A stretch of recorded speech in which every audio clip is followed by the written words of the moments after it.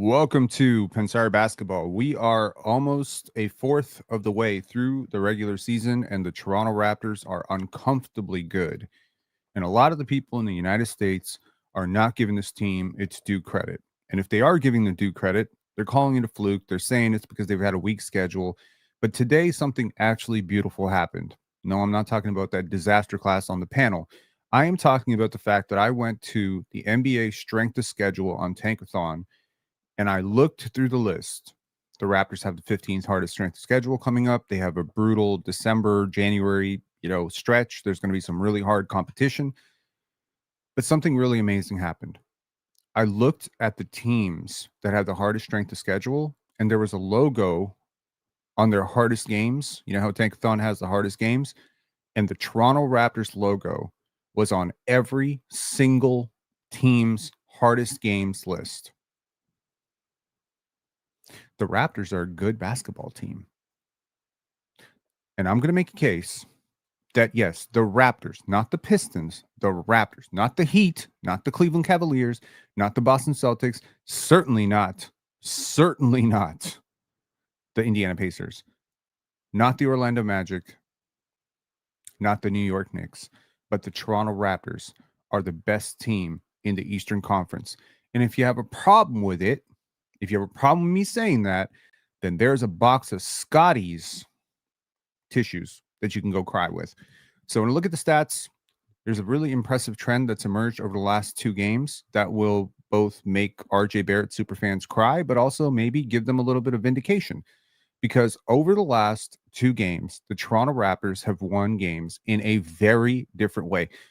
I'm sorry. I did not mean to disparage the Hawks. The Hawks are also a very good basketball teams. No, not them either.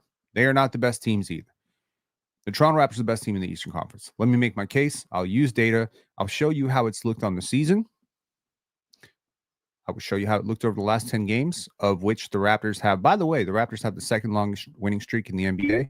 You want to guess who has the longest winning streak in the NBA? If you guess the OKC Thunder, you are paying attention. The OKC Thunder have won 10 straight. The Toronto Raptors have won 9 straight. And if, and this is a big if, in 2 days, the Toronto Raptors take care of business in Charlotte, and then they go to New York and put belt to ass against New York, I think the Toronto Raptors are going to have to be talked about. And if you say, well, look at the standings, Rob, they're number 2. How far behind the Pistons are they? 1.5 games. 1.5 games. The homie Nick with a super chat. Thank you very much for yesterday's super chat, but also this one. The Raptors' strength of schedule is really easy because they don't need to play the Toronto Raptors. Various media members in a couple of months. Exactly. And that is true, by the way. That is how strength of schedule is calculated. Thank you for not failing math. That's true.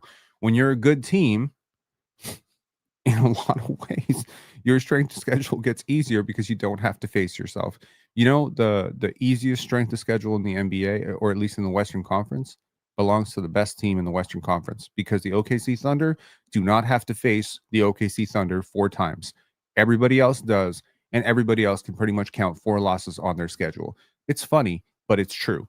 So we're going to look at the numbers, and something really cool has happened over the last 2 games. The Toronto Raptors have been without one of their best scorers, RJ Barrett, a hell of a player, a very good player, having a very good season.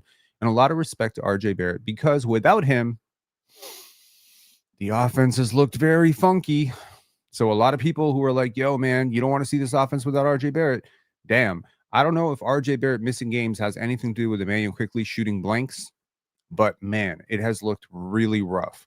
I don't know if RJ Barrett missing games had anything to do with the most egregious travel in Ochai Abaji's history on that travel charge, whatever you want to call it. But man, it has looked brutal. I don't know if RJ Barrett missing games has anything to do with Colin Murray-Boyle stepping into the lineup and forgetting how to play basketball over the last couple of games and looking very shaky offensively, or maybe it is Colin Murray-Boyle's being injured. But hey, correlation is not causation. So the Raptors have been a bottom. they've been a top 5 offense the entire way through, and RJ Barrett is a huge part of that. I think we can all agree that RJ Barrett is a huge catalyst for the Raptors offense. So is Scotty, so is Ingram, so is Yak. When one of those pieces is out, this Raptors offense does not look the same. But something really interesting has happened. The Toronto Raptors, who over the first 5 games, when Scottie was kind of shaky on the glass and Jakob Poeltl was injured with his back injury, those two obviously are a huge part of the Raptors' defensive identity and big reason why the Raptors are a top 4 defense in the NBA. No, not over the last 10 games, over the entire season, despite the fact that they started this season out bottom 5. Something really amazing has happened over the last 2 games. The Toronto Raptors are the best defense in the NBA over the last 2 games. So let's take a look. Box of Scotty's tissues, love it. Yo, I can't tell you how many DMs and messages I've seen. Why did Scotty change his name to Scotty's? If y'all don't understand this is a promo for Scotty's, I don't know how to help you. That's funny. Okay, let's get on with it. But W promo, it's very smart. Let's take a look at this. So first and foremost, this is my little tweet, okay? I like to tweet. I said the Toronto Raptors are 1.5 games behind the Detroit Pistons for the number 1 seed in the East. Technically, they would be tied. And until they face each other, the Raptors are also, until further notice, the first team to qualify for the NBA Cup, which is also great.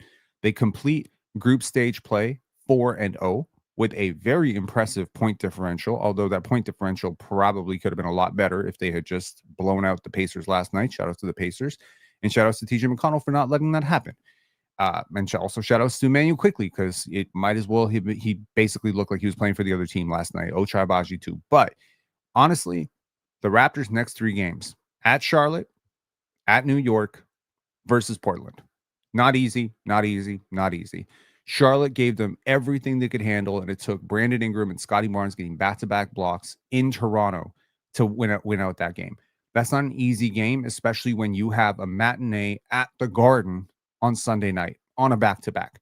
So the Raptors cannot overlook the Charlotte Hornets. Their coach chewed into them. They have lost 7 straight. They are absolutely a team that is turning a corner, in my opinion, despite the win-loss record. And if they are healthy, the Raptors are going to be in a dogfight on Saturday night. Then they go into New York, another team with a lot to prove, with 2 All-Stars, borderline All-NBA players, and Mikal Bridges is playing really well. Mikal Bridges is playing very well. They will be without OG Anunoby, which hurts. They have multiple defensive liabilities, which also hurts. And I really do wish that RJ Barrett was playing that game, but he won't be playing that game because RJ Barrett will be out for the next week. So why do I wish RJ Barrett was playing that game? Because RJ Barrett would destroy the New York Knicks. I feel very confident that an off-ball wing like that would probably score 25. And extra motivation, Knicks fans have been very, very unkind to RJ since he's left. So there would be an extra motivation there for the Raptors to get him involved. And I think he would be very, very much obliged. So RJ Barrett will unfortunately be sitting on the bench, cheering his team on. And yeah, but I think the Raptors can beat the Knicks. I'd certainly think they can beat the Charlotte Hornets. And the Portland Trailblazers are a very big, good team, but they have been slumping lately. And that's a team that maybe you're catching at the right time because you caught them earlier in the season. That's a team that's going to give you a lot of trouble right now, unless they turn it around over the next 3-4 days. The Raptors could close this month out, the month of November, as the number 1 seed in the Eastern Conference, especially given the fact that the Detroit Pistons have 3 very hard games coming up. Versus Orlando, not very easy. Not easy at all. Jalen Suggs on Cade Cunningham. That's going to be extra motivation. 2021 draft. Shout out. But also, I like Suggs in that matchup. I like their size. So if the Pistons bigs don't get really, really busy against Orlando, that could be a loss for the Detroit Pistons, who, by the way, lost last night. If you watched that game, shout outs to you. If you did not watch that game, there is a wonderful breakdown of that game where I'm forgetting who, but somebody literally takes you through the last 5 minutes of that game across 14 minutes, breaks everything down. I'm forgetting who it is, but he's a pretty famous YouTuber. And, you know, I ended up watching that game after our live because I was curious, how did the Boston Celtics win? They really didn't have a center last night for the most part, and they closed without a center. They closed with Jordan Walsh at center and won that game, and they were getting annihilated on the offensive glass. And Joe Mazzulla just went with it because the spacing was working. Derek White hit big shots. Jaylen Brown hit big shots, and they ended the Detroit Pistons streak. So shout outs to the Boston Celtics for the assist. But I don't think that these are 3 cakewalk games for the Pistons. The Pistons are going to have to play great basketball to beat Orlando, and at Miami is tough. I think the Miami Heat are still trying to integrate Tyler Hero, but they've been one of the better teams. They're also on a huge win streak. They'll be looking to preserve that, and it's in Miami. And then Atlanta. Atlanta's a scrappy team. Jalen Johnson's very good. Another matchup of the 2021 draft. So, shout outs. Keep winning, Raps. We're almost there. Yeah, because if the Raptors beat Charlotte Hornets, then they're one game behind. If they beat the New York Knicks, then they're half a game behind. If the Pistons somehow manage to lose to the Orlando Magic, we're deadlocked right there. So this is close. We're getting close. We're getting really close. Given how we started this season, we're getting damn close. Let's move on. This is the Pistons schedule. This is who they've beaten. Let me resize this here. They lost to the Chicago Bulls opening night. Okay, October 22nd. They beat the Houston Rockets. Very impressive. Cade Cunningham had 21. Then they beat the Boston Celtics. Also pretty impressive. They lost to the team by 21 that the Toronto Raptors have stomped out, which is the Cleveland Cavaliers. The Raptors are 3-0 versus the Cavaliers, who were supposed to be the creme de la creme. Then they beat the Orlando Magic before the Magic were playing well. Then they beat the Dallas Mavericks convincingly by 12. Then they narrowed out a win against Utah, Memphis, Brooklyn, Philadelphia. I don't remember, but I'm pretty sure Joel Embiid did not play that game. Then they beat out the Washington Wizards in overtime. Then they beat the Bulls again. I believe that game was without Josh Giddey. Then they beat the Sixers. Then they beat the Pacers. They beat the Atlanta Hawks. They beat the Milwaukee Bucks without Giannis. Then they beat the Indiana Pacers. And then they lost to the Boston Celtics. This is not exactly the hardest schedule, if we're being honest. They've had quite a few home games here. I'm not sure that there's some definitive argument that the Pistons are the creme de la creme of the Eastern Conference that people are making them out to be.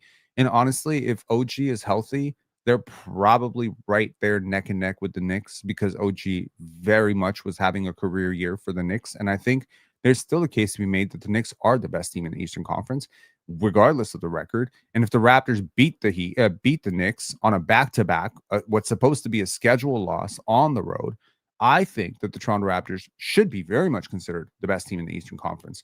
But we're not talking about if this happens, if that happens. We're talking about what is. And what is right now is the Toronto Raptors. Sorry for saying the hard T on the second T. It's the New York in me. I apologize. The Toronto Raptors are 4th in net rating.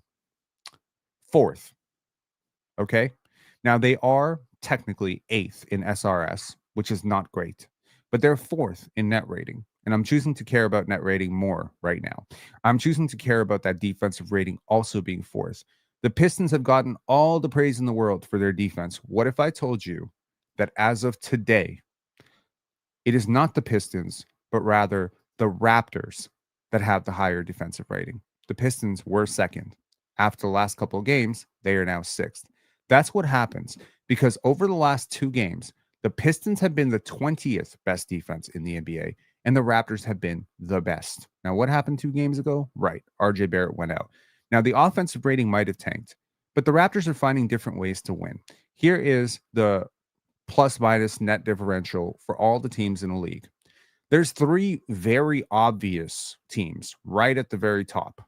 OKC, blitzing the league, plus 16.5, class of their own. Then there are 2 teams that a lot of people are kind of debating a little bit right now. Houston Rockets, who got a mega performance last night from Reed Shepherd.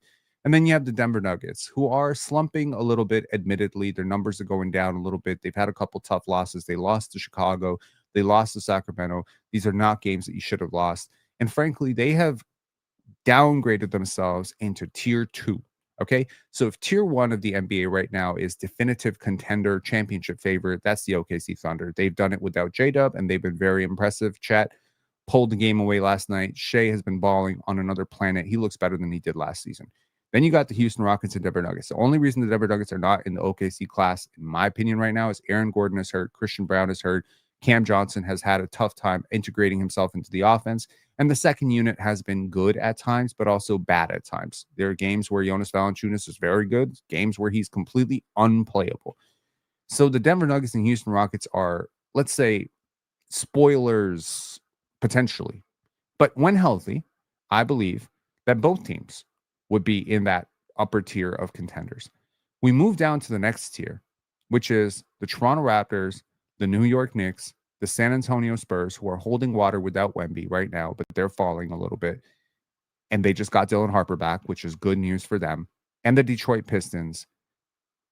And I think that that group right there is pretender territory.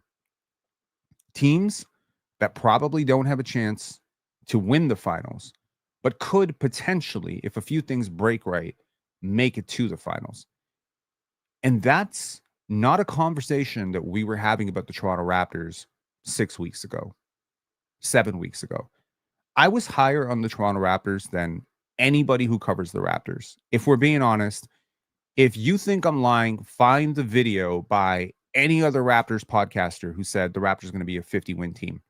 Find the video from somebody saying the Raptors have like one of the top 5 benches in the league. Go ahead. Go ahead. I dare you. I implore you. Prior to this season, nobody was higher on this on this team than I was. They're exceeding my expectations by quite a bit. Because at best, I had them like 9th or 10th, 11th, 8th. 8th would be like, wow, Scotty's amazing and Ingram is amazing and it's all working out and RJ's playing defense. The idea that you could withstand RJ missing multiple games, Quickley going through multiple shooting slumps, RJ going like 0 for 12 across 3-game sample on threes, Ingram starting out the season cold from the field the way that he did, Jakob Poeltl having a back injury, all of this going wrong, and the Raptors are 4th. And I don't even think they're even playing their best basketball yet because they've won games ugly. They've won games on defense. They've won games on offense. They've blown teams out. They've won close games. They win almost every close game they're in because Ingram is that level of shot blocker and shot maker, and Barnes is that level of defender that when this team turns it on, they level up. If you are in a 5-point game with the Toronto Raptors with 5 minutes to go, my money's on the Raptors unless it's against the OKC Thunder or the Denver Nuggets. That's basically where I'm at right now. So this is where we're at in terms of net differential. Beyond that, you got the Miami Heat, the Orlando Magic, who are looking a lot better without Paolo Banchero. But of course, that didn't stop the ringer from saying Paolo is a better player than both Scotty and Brandon Ingram. Go figure. You got the Minnesota Timberwolves, who really haven't beaten anyone very good at all this season, and frankly are probably not that great.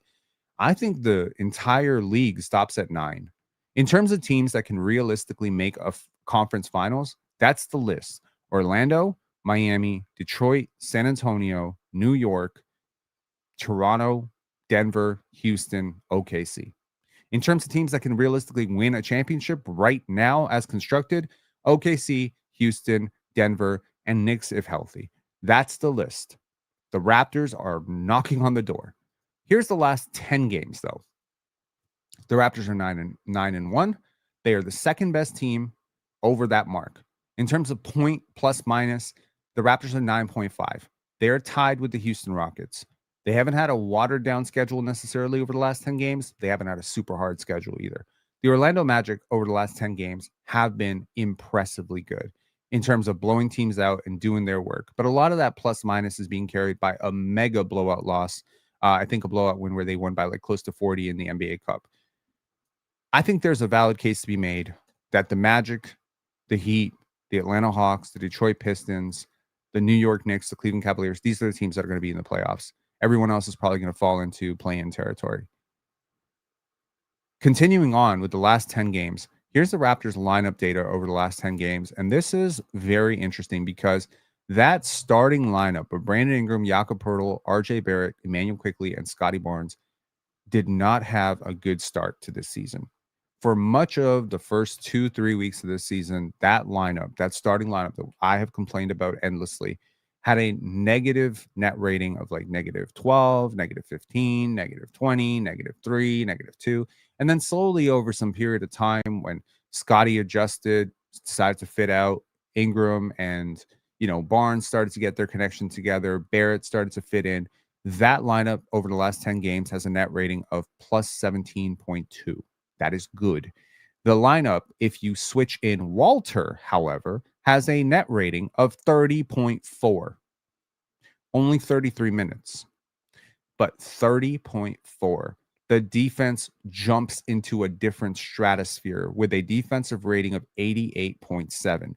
And Jakob Walter, in my opinion, is the player archetype, but not the player to take the Raptors to the next stratosphere. Sometimes a player does something that gives you an idea of how a team should play basketball. It's not the player themselves, it's the archetype. Jakob Poeltl is the closest thing the Raptors have on their team to a 3-and-D player. He is the only one. Okay? Let's just be honest.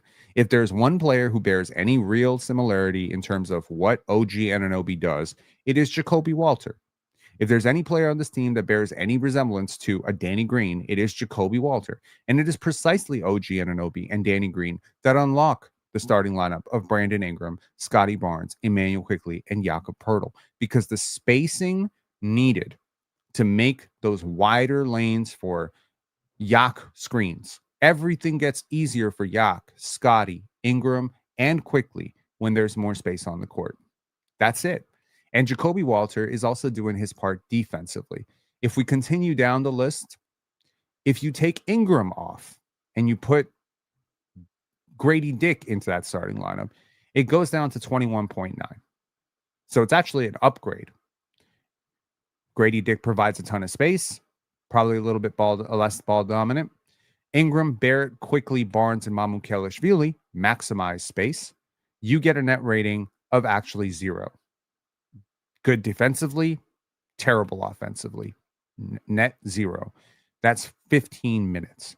You go down to Shed, Barnes, Quickley, Poeltl, Ingram. You get a net rating of 40.7. Why? Precisely because Jamal Shed forces Immanuel Quickley to get off the ball. And Immanuel Quickley off the ball has been a cheat code for the Raptors. Every time he gets off the ball, he becomes better. He goes on the ball, the lineup gets worse. The more he plays off the ball, the better the Raptors will be. Hopefully, this large sample size, he's figured that out already. But if he hasn't, the first negative lineup, surprise, surprise, 14 minutes of Ochai Agbaji have been hell. Ingram, Barrett, Quickley, Barnes, and Agbaji are posting a negative 4.4. They can't score. They can't defend in this lineup. That might just be small sample noise. Then we get another negative lineup, which is Ingram, Barnes, Mamu, Walter, and Shed. That lineup hasn't done well. So that's really where we're at. But in terms of positives, the Raptors starting lineup and lineups, one with Jakobi, one with RJ, both positive. That is good. Again, let's look at 3-man lineup data because this provides a bigger sample. 3-man lineup of Brandon Ingram, Quickley, and Barnes, your 3 highest paid players. Net rating over the last 10 games, 16, plus 16. Barrett, Quickley, and Barnes, plus 12.7. Poeltl, Quickley, Barnes, plus 19.7. Ingram, Poeltl, Quickley, obviously the best one, 22.1. Ingram, Poeltl, Barnes, plus 15.8. Ingram, Barrett, Quickley, without Barnes, 7.5. Ingram, Barrett, Barnes, this one without Quickley, 4.9. So Poeltl, Barrett, and Barnes in 117 minutes, that lineup has been 17.1. And the best of all lineups has been Poeltl, Quickley, and Barrett. Weirdly enough, all 3 players were on the team last year, and they have a net rating of 24.5. Okay, so let's move on from there. That's the last 10 games, guys. But in the last 2 games, the Toronto Raptors offensive rating is 102. This is comically bad. This is like 1997 basketball that the Raptors are playing. But their net rating has been positive, precisely because their defense has been the best in the league. Now, the Dallas Mavericks have the worst offense in the NBA over the last 2 games. They've had the worst offense pretty much the entire season. They cannot score a bucket. The Raptors have been more defensively inclined since Barrett went out, but here's the defensive rating for all teams over the last 2 games. 2 games is not a long sample size, but that's how many games RJ Barrett has missed. I could have gone even more into the minutia of the quarters that Barrett has missed, the minutes that Barrett has missed over the last 3 games. But nevertheless, in 2 games, the Raptors are posting the league best and by a wide margin defensive rating of 96.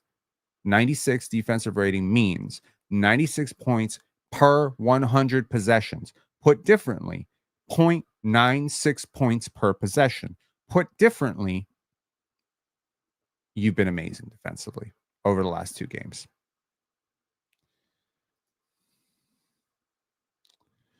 Moving on.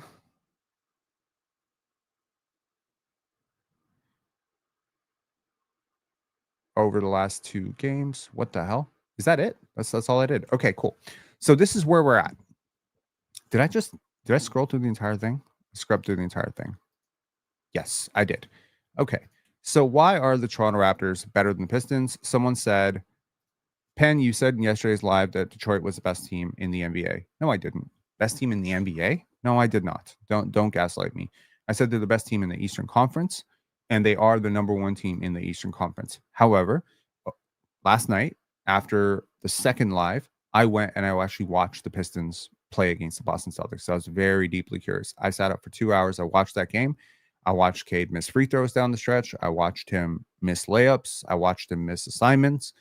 And I just think that there's one thing that's worried me about the Pistons, which is specifically that their minutes leader so far is Duncan Robinson. I don't think he's been great for them, but he provides a ton of space. I feel that Jalen Duren and Isaiah Stewart are carrying a ton of weight for this team. I think they're beating up on teams. They're getting a ton of offensive rebounds. And I think that at some point when Jaden Ivey becomes a bigger part of the rotation, they're going to run into the same problems that they have historically with Cade and Ivy lineups, which is they're not positively synergized. And it's a similar situation with Scotty and RJ lineups defensively. The Raptors' defensive rating is like 13 points per 100 possessions better with just Scotty without RJ than it is with Scotty and RJ together. I think it's like a 118. No, it's plus 13. So it's 118 defensive rating with RJ and Scotty. But when you take RJ out and just Scotty without RJ, it is 105. So I think that the Raptors are just a better team. Karen Hall said, that's why you rolled into the panel half asleep and late by 12 minutes, 13 minutes, might I add. I was late to the panel today. I absolutely woke up at 10 o'clock and then went back to sleep. And then I woke up at 10:30 and then I was just like, nope. And I went right back to sleep. I was so tired. So I apologize to Players Choice community. I was late, but they let it go because it was my birthday. But maybe I get fired tomorrow. I don't know.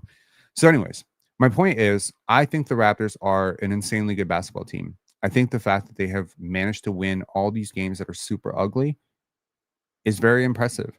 And largely it was down the stretch versus the Boston Celtics that I started to see maybe the vulnerability. And I'm not just taking a 1-game sample because obviously the Pistons are a very good team. They've been amazing all year. They're a very formidable foe.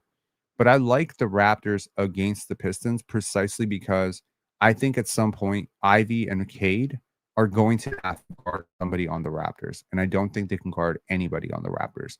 I don't think they can guard Quickley off the ball. I don't think they can guard Grady off the ball. I don't think they can guard Barnes and Barrett and Ingram on the ball. And I think that at some point, I also have to give some credit here for the Raptors not having the same continuity from last year as the Pistons do. The Pistons pretty much are playing one new player into their lineup, which is Duncan Robinson. Like there are some other players for sure. The Raptors have the Pistons are also they've won 3 games without Cade, right?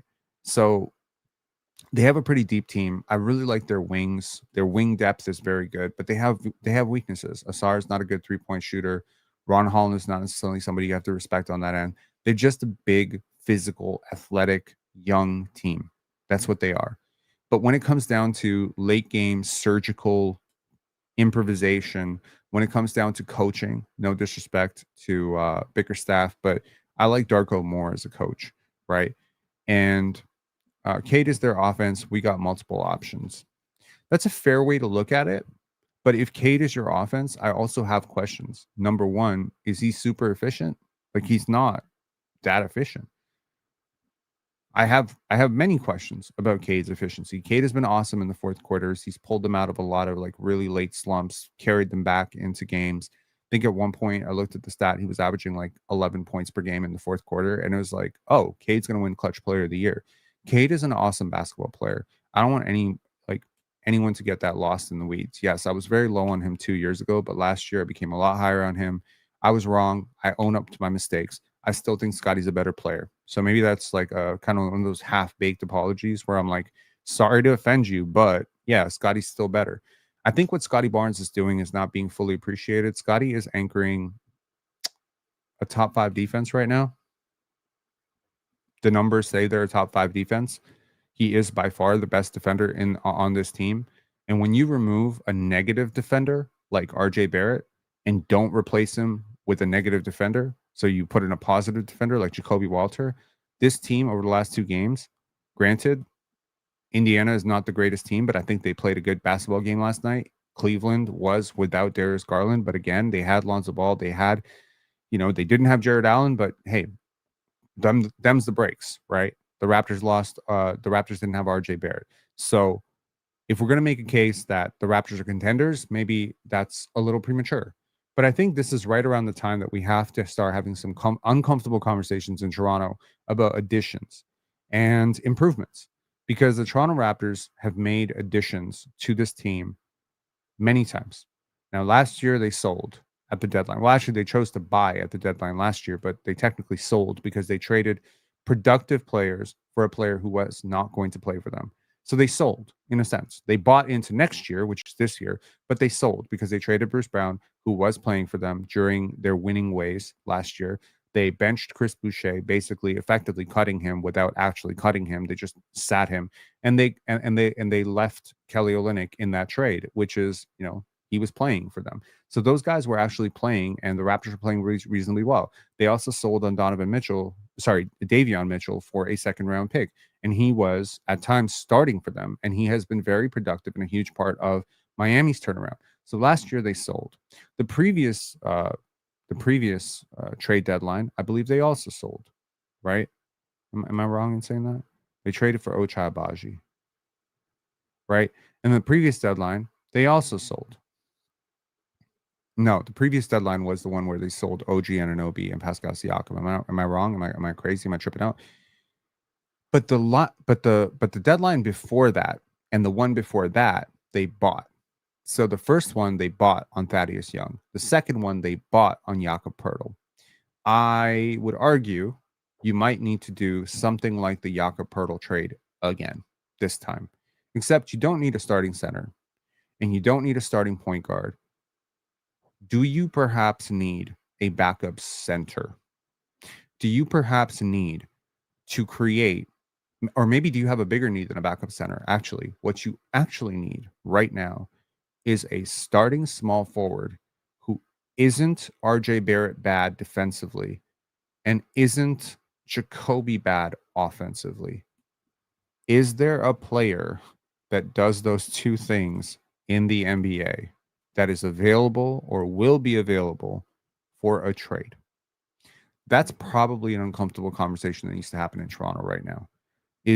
Are you a 3-and-D capable small forward away from potentially being an Eastern Conference finalist? While I agree with you that Jacoby isn't bad offensively, he's leaving a lot of points on the board because, one, he doesn't have any on-ball creation other than cooking Pascal Siakam off the dribble. He isn't a great passer, so he sort of stops ball movement at times, and he isn't the most respected shooter. He's more respected than RJ Barrett, but he's not like a lights-out spacing nightmare like Grady Dick or Jamison Battle. If you are talking about off-ball gravity, which is the Duncan Robinson effect, right? The real foil said, feels like you're looking for Trey Murphy. Nope, I am not looking for Trey Murphy because Trey Murphy hasn't played defense in 2 years. I am not looking for Trey Murphy. He would, however, be a very interesting complement to our spacing. I think Trey Murphy would basically replace Grady Dick in a lot of ways as a much better player and a much better athlete. No, I think what I'm looking for is a guy who is an 80th percentile defender and an 80th percentile offensive player. A souped up version of Aaron Nesmith might be what we're talking about. That might be it. Quentin Grimes, you're moving in the right direction. This might be it. So what we're looking for is maybe Herb Jones, maybe Jaden McDaniels, maybe Andrew Nembhard to get, quickly off the ball a little bit more. OG is not coming back. That ain't going to happen. Signed him to a contract. They're a contender. You're looking for OG unless you have a more on-ball creator in mind. I'm looking for OG meets Danny Green. I'm looking for that player. Whoever the hell that player is in the NBA, I am looking for that player on this team, because what RJ Barrett has shown you is that having a fourth or fifth option, or third, fourth, or fifth option who can actually command collapses and can drive the basketball and can get off those pin downs and shoot to the basket and finish and apply pressure to the rim is very good for this basketball team. What Jakob Poeltl has shown you is that if you put a plus defender in place of RJ Barrett, Scotty Barnes goes from great defender to all-time defender. Okay? That's what I'm seeing, because Jacoby allows Scotty and Jakob Poeltl to become a mega defensive unit. Like, that trio connects into mega defense. And so, and of course, it helps that Emmanuel Quickley is doing his part and Ingram is doing his part. You don't have a lot of places to attack on the Toronto Raptors when RJ Barrett and Grady Dick are not on the floor. You just don't. If you want to attack a player on this team, it's going to be Jamal Shed in the post because he's small. You're going to attack Jakob Poeltl at the perimeter because he's big and a little bit slow-footed. You're going to attack Mamu Kelishvili at the rim because he doesn't have the very long arms or block shots. But then every single time you go for one of those weaknesses or weak spots, those players are helping out because they're actually in place. You may say that Mamu is not a good rim protector, but go count how many times he misses a rotation and actually gets there. He may not stop it, but he delays it. Jakob Poeltl is similar in that sense. He may not always stop the player, but he delays the player. He deters the player. He disrupts the player. These are the words that we're looking for: delay, disrupt, deter. Delay, disrupt, deter. Not destroy. You don't have to be Scotty Barnes. You don't have to be Davion Mitchell on the ball. You don't have to be Kristaps Porzingis or Rudy Gobert at the rim. What you need to do is, can you just blow the whistle in time for the help to come over? Can you help us out? Can you do that? Now, if we can step this conversation up to, can you just be a stopper? I.e., can you be what we expect Colin Murray-Boyles to be in 3 years? Can you just find that player right now? Can you be Tamani Kamara, Herb Jones, Dyson Daniels? Now we are talking about the second best defense in the NBA. That's different, though. The Raptors walked into the season saying, we're going to be a great defense. Immediately, they were not a great defense. Over some period of time, they have morphed into a top 5 defense. Top 5 defense, to me, honestly, means championship contender. Every top 5 defense with a competent shot maker and a reasonable offense with some depth is a championship contender to some degree. Now, are you a championship contender in the Denver tier? No, because your superstar is not in Denver tier. You may not even have a superstar. Is your championship, are you a contender the way OKC is? No, because you don't have a historic defense. You have a great defense. You don't have a historic defense. And you don't have their depth. And you don't have their level of shot creator in Shea. As good as Brandon Ingram is, he doesn't hold a candle to Shea. Nope, not happening. So this is what I'm saying. Given the pieces you have, without mega disrupting it, I'm not saying, okay, go and trade Brandon Ingram and 6 first-round picks and swaps to go get an upgrade on Brandon Ingram. I'm not saying parse out Scotty Barnes and 5 first-round picks to go get Giannis. These are also solutions that some people may want to entertain. Not what I'm saying. I'm saying keep what works and add to it. Keep Scotty, keep Yak. Okay, there's a version of this that works way better with a more switchable big who can actually shoot threes. Sure, if you put 2018 Marc Gasol on this team in place of Jakob Poeltl, you title contender right away, like that, because now RJ Barrett's not a problem anymore. Gasol is good enough as a defender to elevate any lineup, even one with a weak defender. That's the point, right? If you replace Kawhi Leonard, 2018 Kawhi Leonard on this team in place of Brandon Ingram, once again, RJ Barrett goes from being a problem to not a problem anymore, because now you have enough defense to compensate. Scotty plus Kawhi 2018, 2019 plus Jakob Poeltl is enough to float the boat defensively, right? So this is the point. Someone said Lou Dort is a free agent next year. This would be a great idea. Great idea. Jakob off the bench would be insane behind Mark. That would be insane. You would have probably the best center rotation this side of Denver. That would be amazing. Conversely, if you mega upgrade on Jakob Poeltl as a floor lifting defender, you can also make up for the RJ Barrett defense. But the point here is it's the same argument that I make for the Titanic. In the Titanic, and I've given this example before, there is a scene where the iceberg hits the Titanic. Shout outs to you if you've never opened a history book or you've never watched James Cameron's film. The boat sinks. Sorry to ruin Titanic for you. Oh, you son of a gun. Yeah, Derek Lively. That's the answer. Without the 3-4 first-round picks and Colin Murray Boyles, you got it, man. The point here is, in the Titanic, when the boat is about to sink, people are still holding out hope that the boat can't sink because it's super big and it's made of iron and whatever. But the guy who designed the Titanic comes and says, this compartment, this compartment, this compartment, this compartment, flood. She can stay afloat. But the minute the 5th compartment floods, she will surely sink. It is a matter of physics. It's the same thing with defense. If I could take Scotty Barnes, who I think is one of the best defenders in the league, and replace him with... How good a defender would Scotty have to be to make up for RJ Barrett and Emmanuel Quickley and Grady Dick and all these guys? He would have to become prime Scottie Pippen on crack. Like, he would have to be... How good a defender would he have to be? Kawhi Leonard 2015, but even Wemby. That's it. Yep, that's it. If Scotty was Wemby, this team works. If Wemby starts at the 4 instead of Scotty, your defense is fine. RJ Barrett's not a problem. But Scotty is not Wemby. He cannot take up 30 feet of space in 2 steps. Can't do that. So Scotty Barnes is not the problem, but he's also not the solution to the lineups of RJ Barrett, Grady Dick, and Scotty Barnes. That lineup cannot work. If Scotty was Luka Doncic, right? The willing shot creator, shot maker, that would allow Ingram to become so much more lethal away from the ball. If you've noticed, Ingram does not make a ton of contested catch and shoot shots.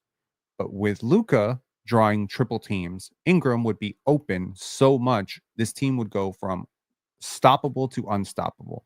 So if you're doing the math here, you have 5 players in your starting lineup. And there are 100 different solutions to how they could work. Most of them are unrealistic. Scotty Barnes morphing into Wembanyama off defensively is unrealistic, but it would solve the problem. Scotty Barnes turning into Luka Doncic on offense would also solve the problem. Brandon Ingram turning into Kawhi Leonard on offense would also solve the problem. Emmanuel Quickley turning into Steph Curry level offense would also solve the problem. Jakob Poeltl turning into Ivica Zubac defensively would also solve the problem. None of these things are about to happen here. None of these things. These are not sustainable goals, okay? RJ Barrett turning into Jakob Poeltl on defense. Is that possible? No. No, it's not. His off-ball awareness is totally different. The twitch, the athleticism, the hands, the disruptiveness, the length. Jacoby has longer arms, bigger hand. Like, he has longer arms, bigger hands. He is more tuned in onto that. He's got a much higher motor. You're not going to get RJ Barrett. Jakob Poeltl developing into the type of finisher that RJ Barrett is, who goes downhill all the time. That might happen. That could happen. Probably not going to happen, though. Jakob Poeltl has never flashed the offensive upside to become RJ Barrett offensively. So realistically, you can keep preying on internal growth, but you might be squandering a moment in time that you don't want to squander. And that moment in time is that the East, which we all said was wide open coming into the season, might be even more wide open than we thought, because there isn't a dominant contender in the Eastern Conference. Every contender, realistically, that can win the championship right now, as if the data stored as of 18 games, Houston, Denver, OKC. That's it. So the question is not what can you realistically acquire to beat one of those teams in a 7-game series. That's not the question, because quite frankly, the talent you would need is Giannis, and you're not getting Giannis. So the question that I want to ask is, what can you do to get there? What can you do to this team without totally mortgaging the future to get you there. A backup center who can defend and block shots and offensive rebound like a Day'Ron Sharpe would be a 5% move in the right direction.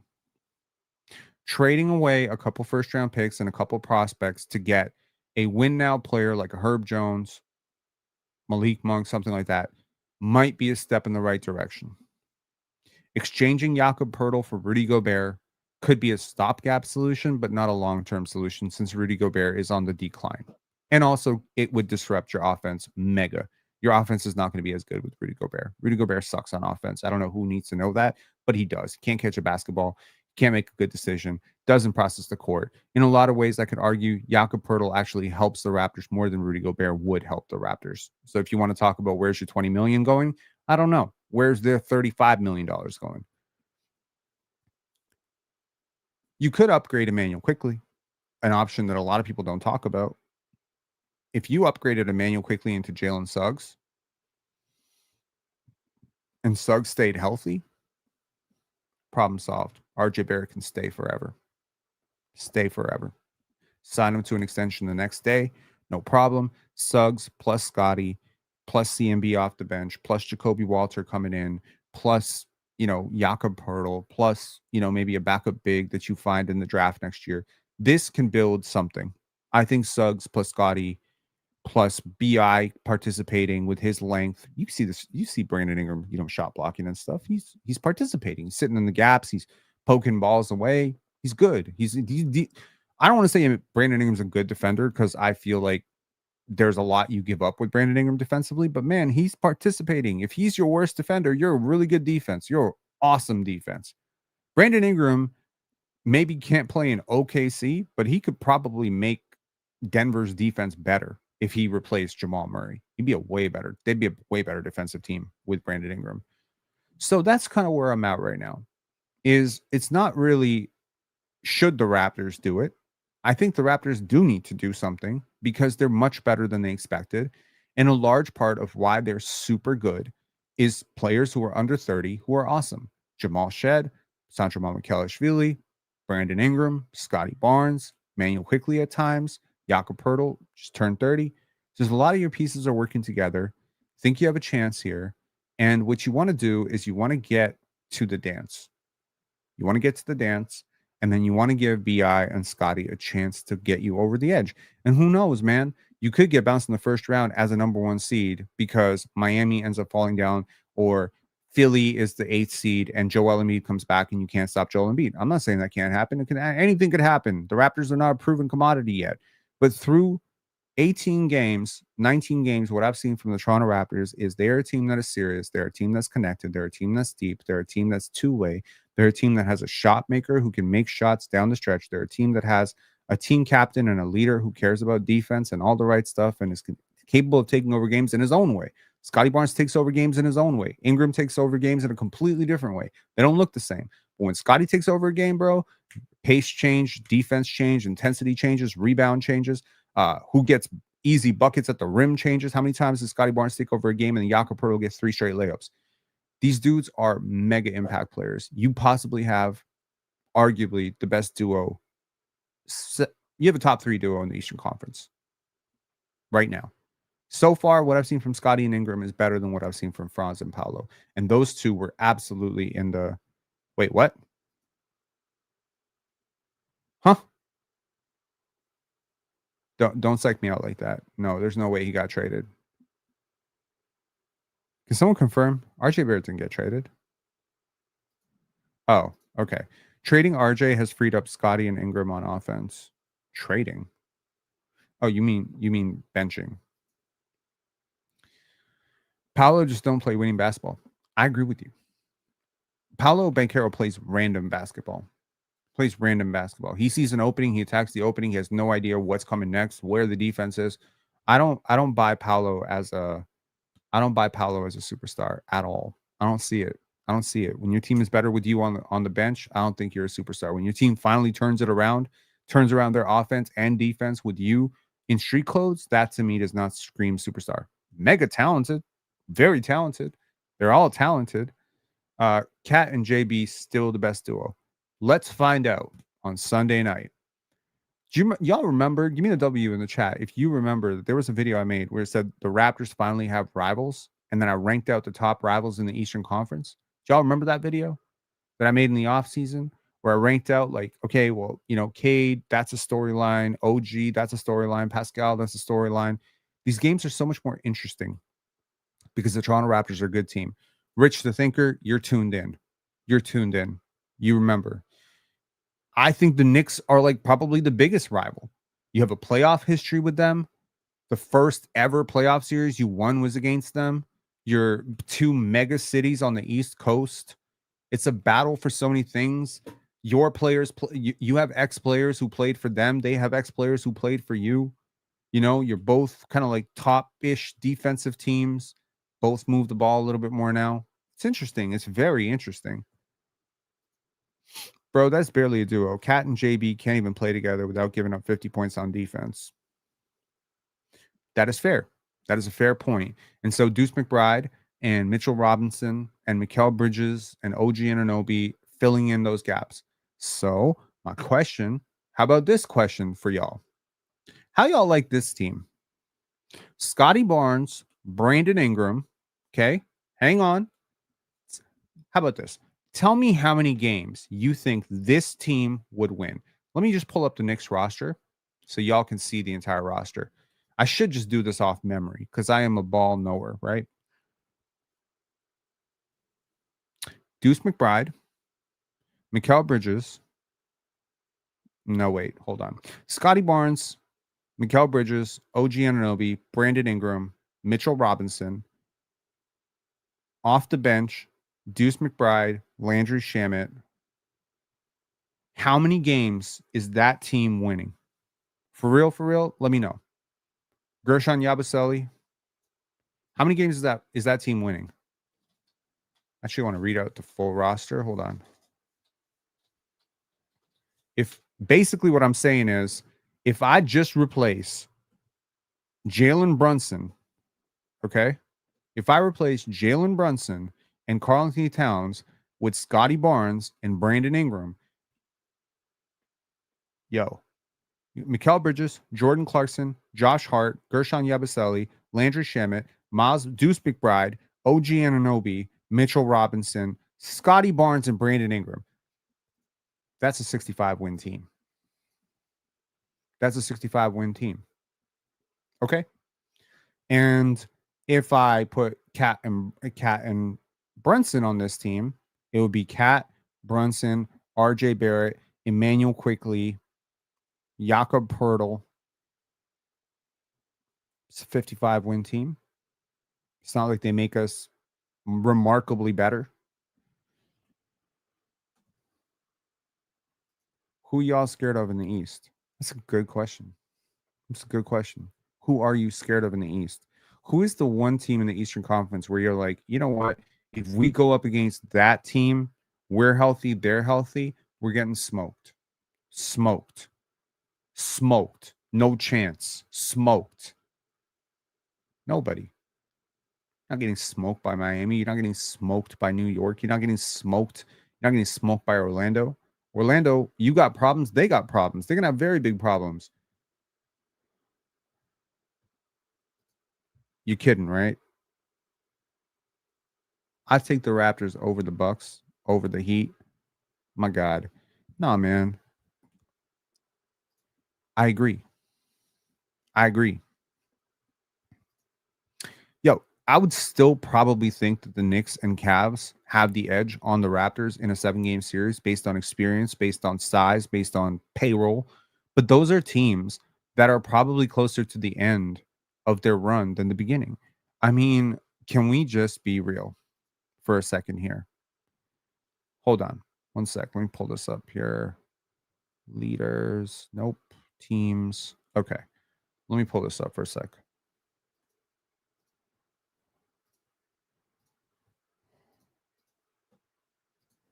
Okay.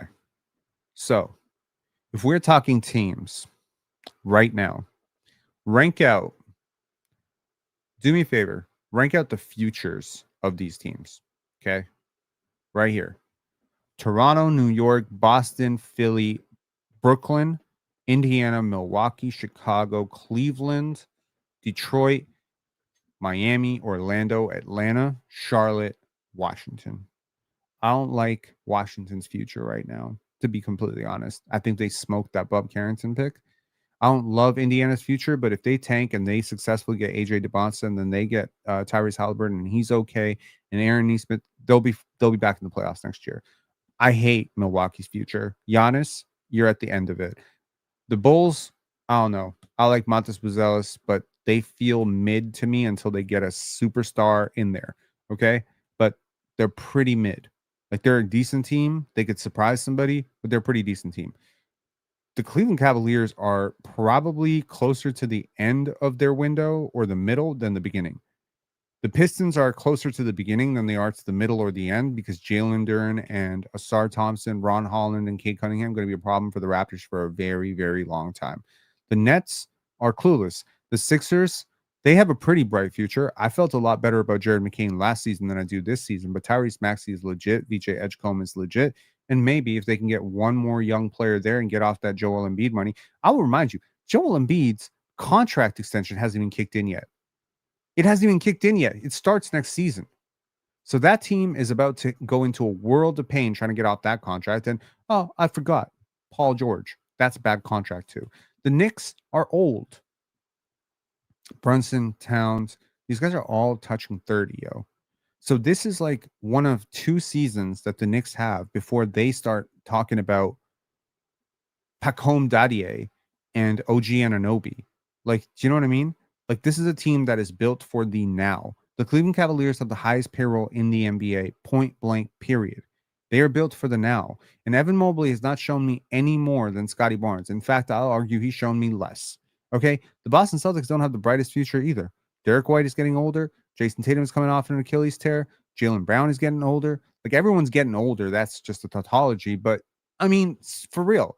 Atlanta might have a pretty bright future. I love Nikhil. I love Jalen Johnson. I think that's a really good duo with Dyson Daniels. Onyeka has been playing really well, but they got they got a major Trae Young contract extension decision that they got to make. They're probably going to trade him, right? Kristaps Porzingis is made of glass. Is he going to hold up? I don't really like their future more than I like Toronto's future because honestly, a lot of the guys that make me really excited about Toronto haven't even popped off yet.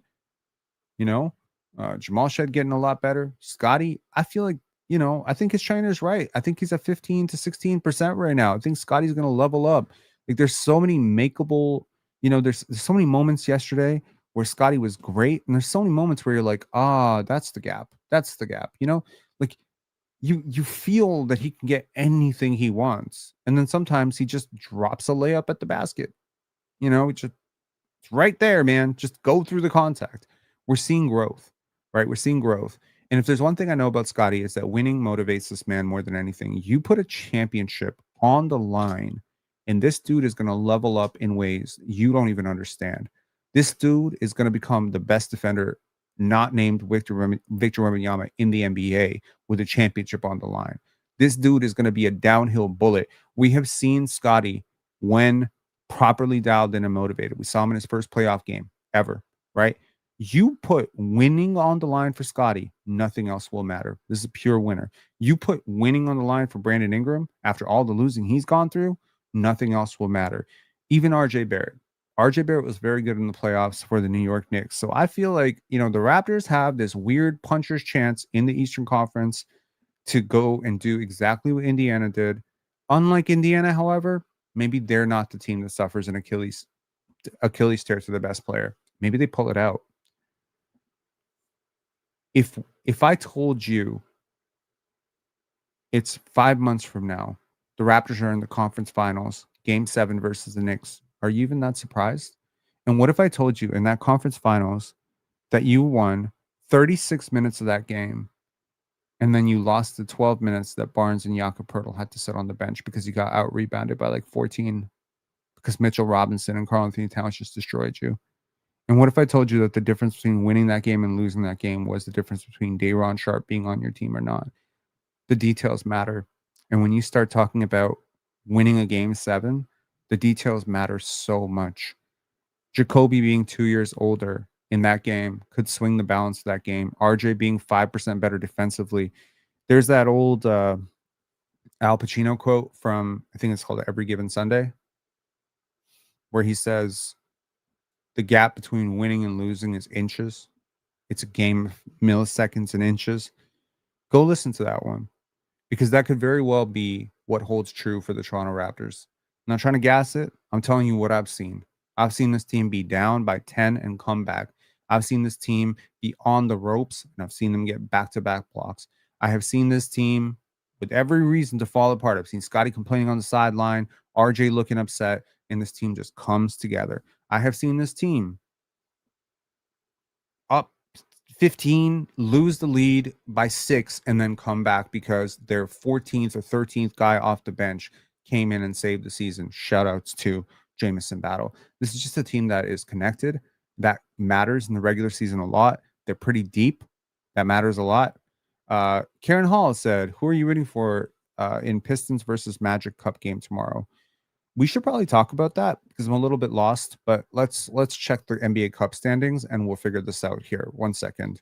So the NBA Cup standings in 2025, go to NBA ESPN.com and let's check this out. So the Toronto Raptors are more than likely going to host a game. I think they're definitively going to host a game. Here are the standings so far for the Eastern Conference in terms of how it pertains to the Raptors. This matters. So the following teams have been eliminated from the NBA Cup because they suck. The Charlotte Hornets, the Chicago Bulls, the Philadelphia 76ers, the Brooklyn Nets. Yes, the spoilers from yesterday were eliminated in their spoil, which is the Boston Celtics, who walked into last night with no chance, and the Indiana Pacers, Atlanta Hawks, and Washington Wizards, which means the teams that could potentially still make the NBA Cup are the Toronto Raptors, who are locked in, and they are the only team right now that has made it. The other team that's probably made it is Orlando. The other team that has probably made it is Miami. So those are the teams. The teams that are still kind of like figuring it out are New York, Cleveland, and Detroit. So it's 1, 2, 3, 4, 5, 6, 7. Milwaukee's probably going to be out too. Like, we're just realistically. So the way it works, from what I understand, the NBA Cup is as follows. The team with the best record and the best point differential will be the number 1 team. 2 teams will be selected as winners of their groups. And so far, that probably is going to be Orlando and Miami. Probably. Based on point differential and record, those are the teams. And then a 4th team, which is presumably going to be the team that the Raptors face, unless something interesting happens, is going to be selected from either New York, Milwaukee, Detroit, or Cleveland. And that is going to be the team that has the best point differential among the teams that didn't win their groups. Now, Smart Money says it's probably going to be the Pistons. Wait, what about the schedule? Do they have the schedule up? Hold on. There is a way to see the schedule as well. Here we go. So the game remaining for Brooklyn doesn't matter. The Brooklyn Nets doesn't matter. Orlando versus Detroit is the game that swings the balance here. Now, I'm rooting for Detroit in this game because I want the Raptors to have home court. Like, I want them to be the number 1 seed. It could backfire, though, because in the win, potentially, the Pistons could become the Raptors matchup in the East. It's a little bit like, what do you really want? Do you want the challenge or do you want the win?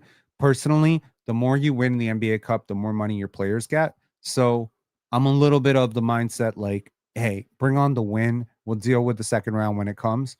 But as of right now, it's looking like it's going to be based on point differential. Now, it's worth noting the Pistons might not be in it at all because the Knicks can just stomp the shit out of Milwaukee. And then if Orlando wins and the Knicks win, no, wait.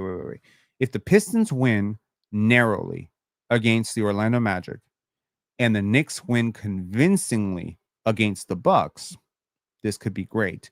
Now, if the Bucks somehow upset the Knicks and do so by a convincing margin, and the Pistons lose, the Pistons will be 2-2, and then the Bucks would advance. So this is all very interesting. Is there a way that Cleveland could be the 4th seed? Sure, there is actually. Cleveland has to beat Atlanta by more than the other 2-1 teams. So maybe the Raptors have a 4th game against Cleveland coming up. We'll see. There's a lot of different ways that this can shake out. What is, however, going to happen is the Raptors will either be number 1 or number 2 seed. The only way that they cannot be number 1 seed is if Orlando, well, if Orlando wins. If Orlando wins by even 1 point, the Orlando Magic are the number 1 seed, at which point the Raptors are number 2 seed, in which case they would face the Miami Heat. Either way, the NBA Cup is going to be very interesting. Very interesting. Sorry, I was just trying to juggle this through my mind. So who am I actually rooting for? I'm rooting for Detroit. Based on that, I'm rooting for Detroit. I have a lot of hope that Detroit will upset the Magic, avoid the Raptors falling down to the number 2 seed, and that will all be very good. However, grander scheme, I do want the Raptors to get the number 1 seed overall. So in some ways, I'm happy if the Pistons lose. I'm also happy if the Pistons win. That's a win-win. That's a win-win game. Dust Taker said, I have a headache trying to figure this out. Yeah. So basically, it comes down to this. Record is first in terms of determining who is the number 1 seed. So there we go.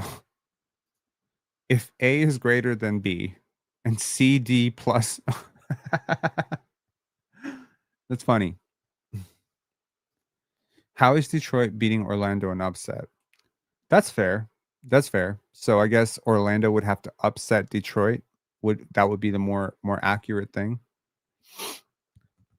So basically, the only way the Raptors will not be the 1st seed, because point differential doesn't matter unless there's a tie in the record. So right now, there's only one team that remains potentially capable of a 4-0, and that is Orlando. They're the only team in the league, in the East, that has that has the potential for 4-0. And if they win their game against Detroit, by virtue of the tiebreaker, which is the differential, the Raptors not winning their game by as much as they could have yesterday, maybe not taking care of business in that win, point differential margin against the Indiana Pacers, the Raptors have left the door open for a potential Orlando Magic usurping them. It doesn't matter that the Raptors qualified first. It doesn't matter that they went 4-0 first, because if both teams end up 4-0, this should be very simple to understand. The point differential breaks the tie. I don't know what would happen if the Raptors had a plus 62 and then tomorrow Orlando won by 1 and also had a plus 62. I don't know what would happen in that case. Maybe there would be a coin toss or something. Yeah.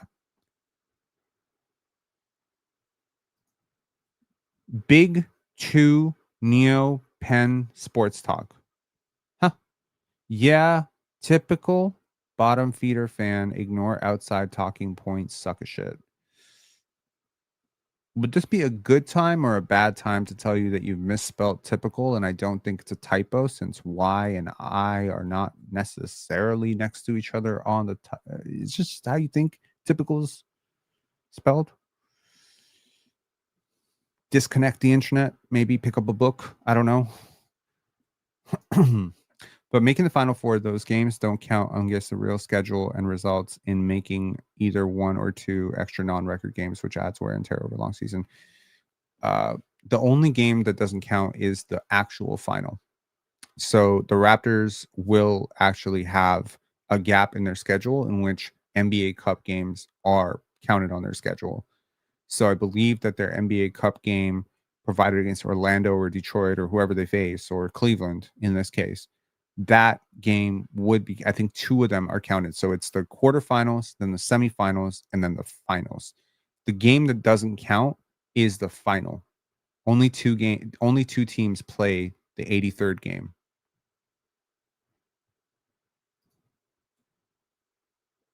But you know what I mean, what I meant, sucker. I actually have no idea what you're talking about. I don't know if you speak in English. Is this English? Is this?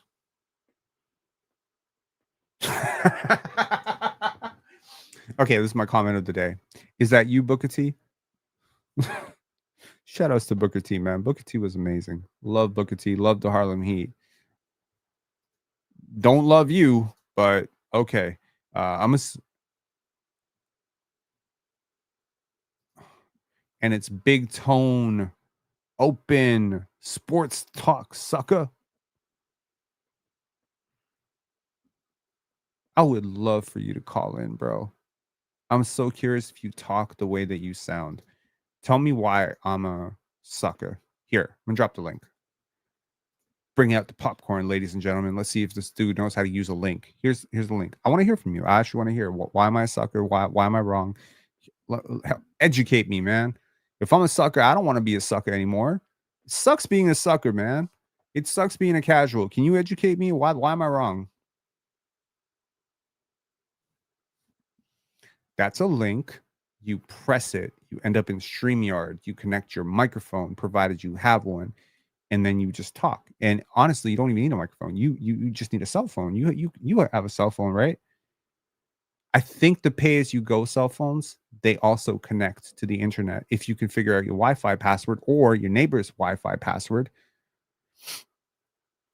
I would love to, bro. One of my goals in life is to improve every day, right? I would like to improve. So if you can help me improve, okay. What up? Hello. What's good, man? Yeah, you hear me? I do. What's up? Why am I? Okay, so you being funny. I know I misspelled it after, but I left it there. That's number one. Number two, that's clown shit. That's number three. I understand. You one of them stat whores. I see you from PC over there, PC. Y'all stat whores. I understand that. Number three, if you think Toronto gonna do anything, see, I know I've been listening to y'all for a while over there on PC. And the hate of Miami Heat is real. So I get it. I get now you might be an honest Toronto fan. And if you're an honest Toronto fan, then you're saying what you're supposed to say. You're supposed to believe in your team. I like the Miami Heat a lot. Well, that ain't what I get from when you over there on PC, but that's cool if you do. Whoa, that's cool. wait. My vibe. What did I say? What did I say about the Miami Heat? My vibe over there when you over there on PC, y'all don't give Miami Heat credit for nothing. Chill every now and then. And the other dude, I forgot his name over there, the tall one, the dark skinned one with the braids and stuff. He might give it, but the rest of Ops, nephew Ops, yeah. But the rest of y'all, you hitting haters. So yeah, I get it. But again, if you are literally a Toronto fan, or you just heavily like Toronto, that's fair, because you're supposed to do that if you're a fan. I said Norman Powell is an all-star, but I'm a Miami Heat hater. I said Bam Adebayo is amazing. No, that's I'm talking about what I heard in the past many times. Okay, but I need you. I need you to commit. Yo, bro, hold up. No. Hold up. Okay, go ahead. You got to listen to me. Go ahead. I think Eric Spoelstra is the best coach in the NBA. Okay. I think Norman Powell has played like a top 20 player, and I was honestly pretty pissed off that other than Damian, nobody really had him as a top 10 player. I don't think he's a top 10 player, but I think he's a top 20 player this year. I think Bam Adebayo is one of the best bigs in the world, and I don't think he gets enough credit for all of his amazing stuff. Okay. I like the Miami Heat. Where is this anti-Miami Heat thing coming from? You're not talking to me. Because then if it is, that's part of the show that I probably missed. And me being the big person I am, I ain't got no problem apologizing if I lumped you in with the rest of the Miami Heat haters. And I don't have no problem with apologizing if you respect, Miami for what they're doing and all that. Heat culture is amazing, man. Yeah, and that's fair. And I'm not looking for no handouts or none of that. My only thing is with the Heat haters, and you made it clear that you are not a Heat hater. You give them their props. And again, I don't watch every show, a PC. So I might have missed, you repping Miami, or at least giving them credit when credit is due. I like BBLs, man. Okay, that's fair. Shout outs to BBLs, man. That's fair. That's fair. But here's the thing. If you think you really believe that Raptors, because you put everybody, let me do it like this. Who, because I might have missed it. I might have missed who your challenge. Who is the Raptors' greatest challenge? Now, if you already said it, I apologize. I might have missed it. New York. In the East. New York. So you really think New York over Miami? I do. Will be if healthy. Okay. If healthy. See, that's another thing. See, this is the problem I have with people. And now let me make this clear. This is not just you, because this is around the board. See, there's a lot of people. This just across the board with this F healthy. And let me tell you what I mean with that. You got a lot of these people out here talking about these teams, let's stick with New York Knicks. New York Knicks is the greatest team. They got the greatest bench. They got this, they got that. And then after every conversation, they got to say, if healthy. Well, how can they be the best team over Miami if they only miss one player that might be out injured? Let's give them two. Let's give them two players that might be out injured. Now they're losing. But how did the best player? Because if Miami can have 3 and 4 players injured and still get it done, and we're talking about in the East. If Miami can have 3 and 4 players out injured, main players, Tyler, Bam, Norman was out, and we still winning. Explain to me how New York, who only have 1 player out, or might be 2, can't get it done in that same East, but they're better than Miami. Explain that to me.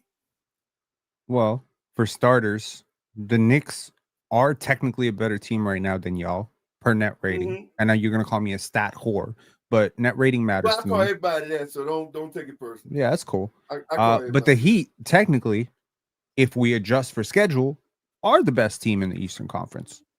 Okay. If we adjust for schedule. Y'all have faced a harder schedule. You're really good. I find that with Tyler Hero back, I wonder if the stuff that y'all been doing is going to continue, because I couldn't help but notice that y'all were blowing teams out by like 10, 15, 20, and then Tyler Hero come back, and then you're in very, very close games against teams you probably should be beating the shit out of. So to me, I feel like I need to see more from the Heat. Tyler, we was in close games. We're not going to do 140, 145 every game with or without Tyler. I understand That's just not going to happen. But you got to remember, this is the first time, yesterday actually, was the first time all of us played together. Right. So and you got to dogfight against the Milwaukee Bucks. Here's the thing. There's an additive argument. Look, hear what I'm saying. There's an additive factor to adding. People think I'm adding a really good all-star level player in Tyler Hero, so I'm automatically going to be a great team. But it's like what y'all been doing without him, with Norman Powell averaging 25 points and like 60% true shooting, is pretty insane. But with Tyler Hero back, you're taking a defender out of the lineup like Khalil Ware to add Tyler Hero's offense back in. And I'm actually arguing, I don't even think y'all need Tyler Hero to add to this. I think what y'all need is, personally, if I were y'all, I would probably trade like Khalil and Tyler and get Anthony Davis. Man, you out your damn mind. You out your damn mind. Why am I crazy? Are you crazy? Why? Injury prone Andrew Davis for a 22-year-old and a 25-year-old. Wide open East, man. Bro, we can win wide open East. We can win with what we're doing. We don't need no amp. What the hell you mean get rid of some Khalil Ware? You out your mind. See, this is what I'm talking about. This is hating? This is the foolishness that I'm talking about. We're not getting rid of no 22-year-old Khalil Ware and no 25-year-old Tyler Hero for no broke down ass Anthony Davis. Okay. Man, well, come on, bro. You too knowledgeable with basketball for that dumbass trade, man. Come on, man. Stop this foolishness. If Anthony Davis and Bam Adebayo are healthy, you're telling me that's not the best front court in the Eastern Conference? That might be one of the best front courts in the NBA. We good with the front courts we got right now. with Bam and Khalil. Now, as of yesterday, when Spo didn't start Khalil, see, one thing about Spo is an experimenting guy. Mm-hmm. So all he did was took Khalil out just to experiment to try to keep it going fast. That's why he put Mitchell in instead of Khalil. Experimenting. Now, that was a dumb thing to go small like that. I didn't think that was good. I thought it should be Tyler, Norman, Wiggins, Khalil, and Bam. So you think y'all have the fastest pace in the NBA. You don't think Donovan? Right. You don't think Davion Mitchell, being the pest on the ball that he is creating some of that pace for y'all? You don't think the fact that he basically does not turn over the ball ever is creating that pace? Yes. No, I didn't say he wasn't. Right. But in scoring, to me, my old school thinking, being 63 years old school thinking, I'm going with the punch. My scoring. I'm bringing them off the bench. I'm going with scoring. Because we don't lose no pace. All this foolishness that you lose pace, Tyler Hero, the bipolar Miami Heat fans. Don't get me started with them, but that's something different. We don't lose no pace. Mm-hmm. But we sure get scoring. And an early knockout punch and an early I think would be lead and dominance, and then bring him in and Jaime off the bench. Now we got 3 spots open. We still could use another 1 or 2 big men. We need, and you ain't getting no argument from me. We need another 6'10", 6'11". We need another big 2-way player, big man, hands down. You ain't getting no argument. Anybody saying that, if somebody said we need a big man, you'd get my support on that, because we do need that. But other than that, no, we good. Yes, I think that was a bad experience. That's why and then, like I say, that was the first time.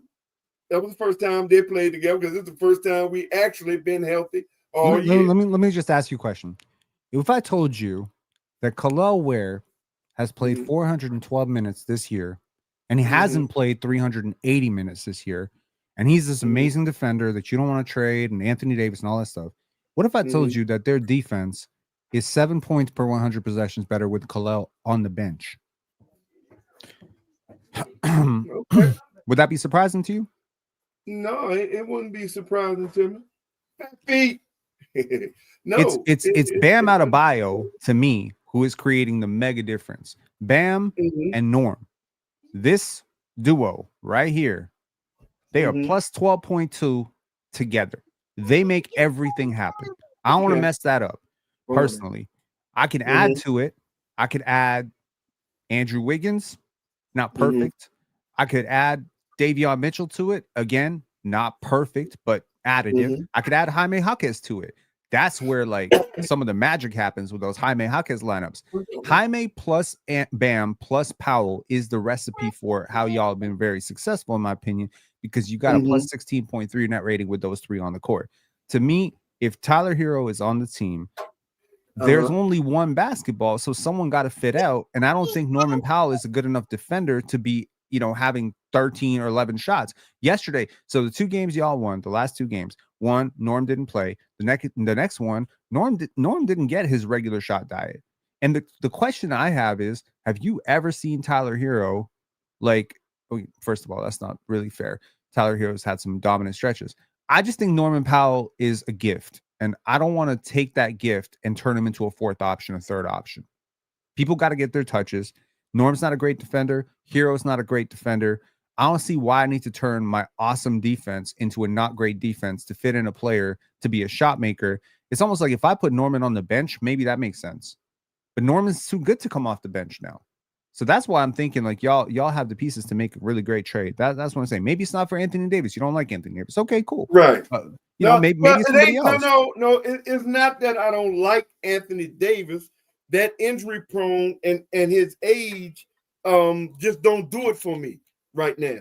Who would you trade for? Let me ask you that question. Who would you trade for? I don't. They ain't. If like I said this, and of course you never been on stream or nothing. But I said this in the beginning of the season. I don't want nobody over 27. So I don't, as long as they're a two-way player, I don't care who we trade for. What about 28-year-old Lauri Markkanen? Would you want him? Oh, yeah. Now he's just 28. I mean, under 30, basically. Okay, still cool. Pretty good. So when you're talking about a young team on the rise. Yes, okay. Yes. So you don't want to be adding Kyrie. You don't want to be adding James Harden. Oh, no. I don't want. That's why I didn't want.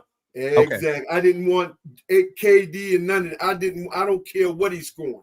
Okay. I did not want no KD. I didn't want none of them. But what's up, baby? I didn't want none of them bums. I don't care. It's a young. I'm going with young. I don't care if we got the revamp. Yeah. I don't care if we got the revamp or whatever we got to do. Start off. I don't care. I don't want none of them old school bums. I don't want none of them. Well, I think y'all got everything you need. You got the role players. I love Jaime Jaquez. I've loved him the whole way through. Andrew Wiggins, revelation, great. Y'all got Davion Mitchell for a bucket extra crispy last year. Y'all gave up a second-round pick to take a. But that's basically what we got Norman Powell for. To be honest. And you got Norman Powell. The asset management has been amazing, right? You got Nikola Jovic at the end of the first round, like 27th pick. Like that's a steal and a half. So you got and Fontecchio all right too. So you got all these role players. I feel like there's a version of the starting lineup. And the other thing that I'll say, like the reason I'm not as scared of y'all as I am of the Knicks is no disrespect to Miami. I think Miami's really good. I just feel like Miami giving me a lot of those, 2015 Hawks vibes, which is like you got the system, it's super fast, teams are not game planning for it. But when you get into the half court, the fact that you don't have like a A1 superstar or a star player like on the level of a Jalen Brunson in terms of shot making will matter. Now, if you think Tyler Hero or Norman Powell can put on their Batman cape and do that for you, that I haven't seen it yet. So let's see. Let's see what happens, right? Norm had a really bad playoff last year, though. Luckily, they haven't been put in that position to have to do that yet. But you will be put in that position. If you go into a game 7 against Cleveland, you'll be in that position. If you go up and the reason that I don't think we go in game 7 with Cleveland. They got us last year for a reason. And that's based on the things that we went through last year with everything that was. But Tyler Hero played when y'all were getting smoked by 40, but Tyler, 50 points. He was playing. Everything that we went through last year was affected to play on the court with Tyler and everybody. See, this is what I say about people. They only see what's on the court. You got to understand a mental situation that takes place in the locker room and everywhere else plays a part in what happens on the court too. See. You know what's funny? When I listen to many people not now, one thing I'm saying, I haven't heard it yet over there on PC when you're over there on PC now.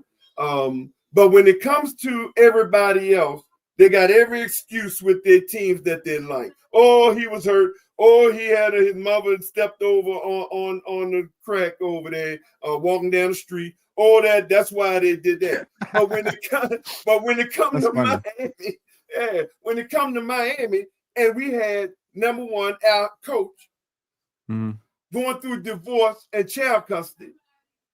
Death in the family with Wiggins, who just got there. Wiggins only played 17 games last year and ended up averaging 20 points in that 17. Then we had injured Jaime, investigation with Terry Rozier. Then we had Kevin Love family died. Then we had y'all already know about the Jimmy Butler situation that was going, and come find out that was even worse. It turned around. It always after you leave, you find out that it's worse than what it is. That was even worse than what it was in the locker room. So we have all these situations going on, and yet coming from the 10th seed, we still make the playoffs. That's true. We still make the playoffs. A lot of grit. Even with all that mental, So no, last year. Because trust me, I had my problem. Let me ask you a question. Have you watched the Raptors yet? This year? Have you watched them at all?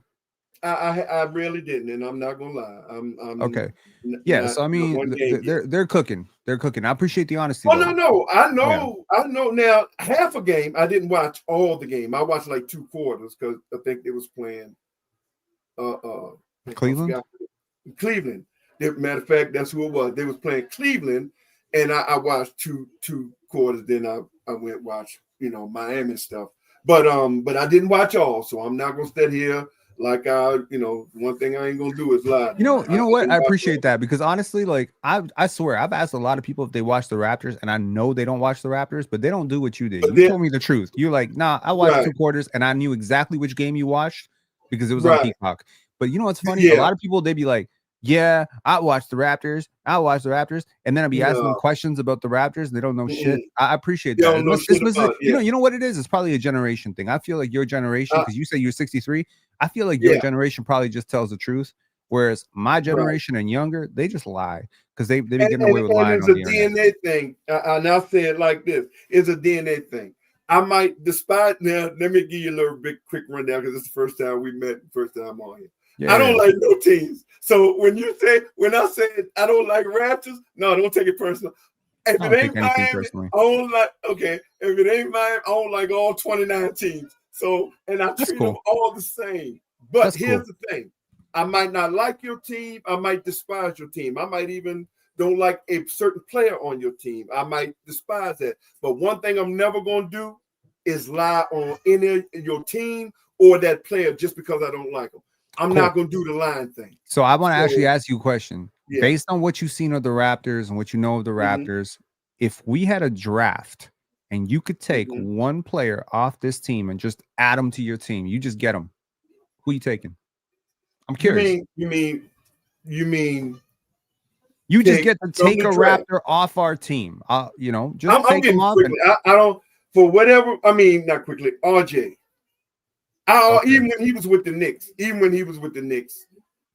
arrogant sometimes, but his play.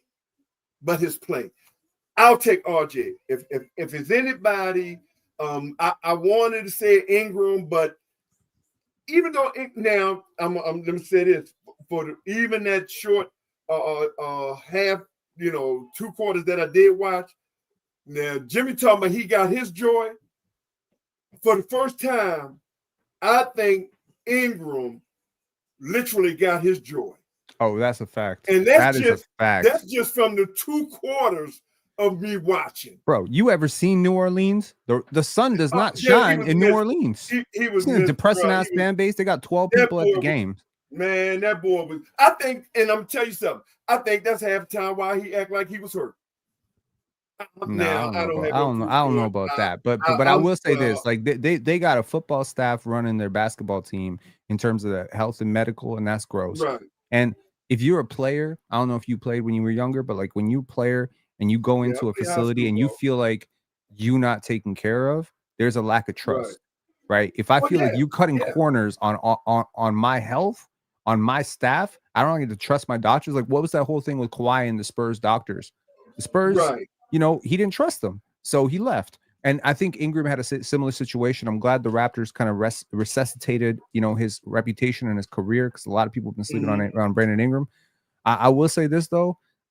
If I could trade right now RJ Barrett for Andrew Wiggins, I would do it in a heartbeat. So, you got me there. You got me there, man. Yeah. We need the defense. Y'all need the offense. You can take it. But I don't think RJ would necessarily fit in next to Norman and Tyler Hero. I think y'all would be cooked defensively. That's fair. But it was always something about his game, RJ, that I just like, and his, he's tough when he getting that physical.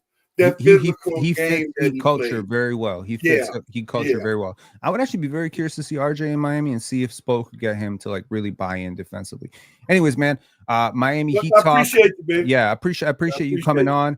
You came in here ready to throw hands. I'm always ready to do that. I'm down Miami, man. We good ready. now? Don't take it personal. We good? Oh, most definitely we good, bro. Okay, most definitely. And me incorporating you with the rest of the haters. I apologize. It's all good, man. You know what I'm saying? But yeah, man, it's so many haters out there, Miami, especially the lamestream media and everybody. I'm just on edge with everybody until you prove me wrong. Unfortunately, it's the opposite way around. You know how to say you innocent until proven guilty? But they're guilty until proven innocent. Hate, man, because the hate for Miami. Right. Pass the test. All right. All right. Good luck to the Heat. Good luck in the NBA Cup. I'm pulling for y'all, man. I always like Spo. I like Heat culture, and I love the type of basketball y'all playing, man. It's good for basketball. Right. Peace, man. Enjoy. Good. Appreciate you, baby. Yeah. All right. All right. That was dope conversation. Wow, it's funny. It was like the first conversation with Shannon. It was gonna turn into this fight, and then it didn't turn into a fight. It's good. Here's the thing, man. Let me put it this way.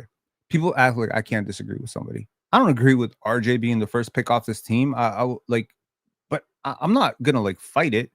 I don't agree. I don't think that the Heat are better than the Knicks, but I'm not gonna fight it. I can see why he came to the conclusion. What I like, and the type of person that I can converse with and disagree with is always going to be an honest person, is always going to be an educated person, and is always going to be a person who like hears my point and I'm able to hear them. You know what I mean? Like that's discourse that can happen. Friction, discourse equals growth. I learned something about the Miami Heat today. Hopefully y'all learned something a little bit more about the Miami Heat, and we all grow together. What I cannot stand is bad faith arguments, liars, manipulators, and people who put words into my mouth. That's why you'll see me crash out on the panel, because one of them dudes, or sometimes two of them dudes, they do that a lot. And that to me is like my work in progress. I am now 38 years old. I am reaching UNC status. I need to start putting UNC on my forehead right now. I have officially reached UNC status as per the people that are on this side. And well, see, that's the thing that kind of pissed me off about Shannon. He said this community is toxic. I don't think this community is toxic at all. So I disagree. I fundamentally disagree. And I personally felt, okay, well, this community is toxic, then you don't need to be here. I'm doing you a favor. Removing you from the community that you don't like is me doing you a favor. So shout outs to Shannon. Stop disrupting our fucking chat and, enjoy hello and welcome. That's perfectly fine, man. We're not for everybody. Everybody's not for everybody. That's something that I have absolutely learned over the last 10 years.